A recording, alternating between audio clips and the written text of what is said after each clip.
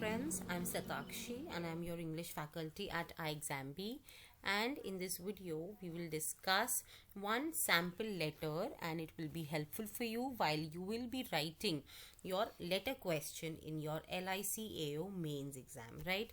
So before I start, I would like to tell you about the workshop that we are conducting on this Friday, that is 13th of January and 7 p.m. Do register yourself for this workshop and you will find out some interesting things about the SEBI job and also why you should not wait for the notification and start your preparation right away. So friends, do register yourself for this workshop. The link is given in the description box, right?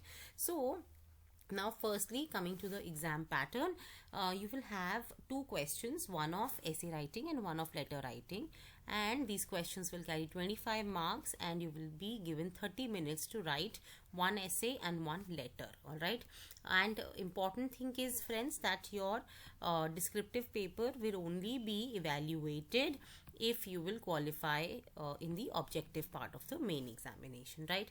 And now letter writing, friends, important points to take care is that where you will be evaluated. Firstly, you will be evaluated on your word limit. The prescribed word limit should not be exceeded, so try your best to contain all the elements of the letter, whatever you want to write, within the specified word limit. Secondly, format is very important. You should always remember there are different formats of formal and informal letter. Have those formats in place while you are writing the letter. All right, now apart from this, content and structure always matter. What you are writing in the letter should be relevant to the topic, and if you're writing in multiple paragraphs, the paragraph should flow seamlessly, right? And of course, spelling and grammar must be taken care of. You cannot ignore, when we come to this stage, when we think that we are very good at writing or we know at least the basics, we tend to ignore these smaller things, that are the spellings, the capitalization, and sometimes grammar also. Do not ignore these things. You may lose marks heavily if you ignore your spelling and grammar.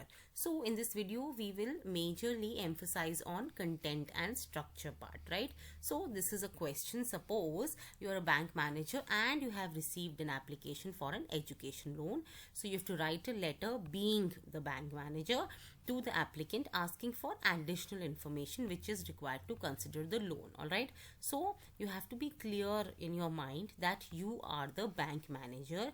You have already received a loan application, but you require more information, right? Additional information. So now you're writing to the applicant, the one who has applied for this education loan.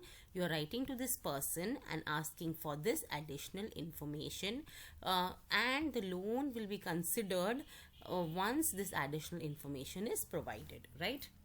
So this is clear from the question. Okay, now coming to the letter. Now this is what this is the self address which you have to write. This is the date, this is the address of addressee, and this is the subject. Now this letter is not perfect. All right, now we will discuss how to make this letter perfect. Firstly, the subject. When you see the subject, it says regarding your loan application, but we don't know. Students tend to write this as the subject and then it goes bad, because the subject should highlight. The reader should be able to know that what is this letter about, right? So we don't know exactly what is it about when it has come from a bank. So I would be knowing, if I'm the reader, I would know that okay, it has come from my bank, so maybe it is regarding that loan application. But the subject should be clear so that the reader understands at once. So you may consider, instead of writing this, you may write additional information required for considering loan. Okay, so this makes clear that the moment I read the subject, being the receiver of this letter, I would clearly know that yes, something needs to be sent from my side, right? And then I will come to the letter. Okay, now this is the remaining part of the letter. Now here is the salutation part, and here are the listed things that are required, right? But these are not correct. Okay, why? What is the fault here? Firstly, we know the gender of the person because I know who am I writing to, who is the person. I already know because I've already received a letter from that person and I am writing back to that person. So you will not write slash. You will, if you know the gender, you will clearly write sir, or if the person is a female, then ma'am, right? And next, when you talk about here, when you see, they have straight away come to the point, right? But they must introduce the matter. Okay, so this is not the correct way to write. And next, school mark sheet copies is not specifying anything, right? So you should specify of which class do you need, right? Mark sheet copies. Then the course details also, you need to specify the details. Which details do you want? Do you want the prospectus? Do you want the fee details? Do you want my scorecard? What do you want, right? So you should write it in the letter. Then again, here the last line says, kindly submit all these documents in the branch office at the earliest, right? For what? Like, this is an abrupt ending, right? So your ending should be seamless. Okay, now when we come here, it says, dear sir, ma'am, it is correct. Here the introduction of the matter has been done, right?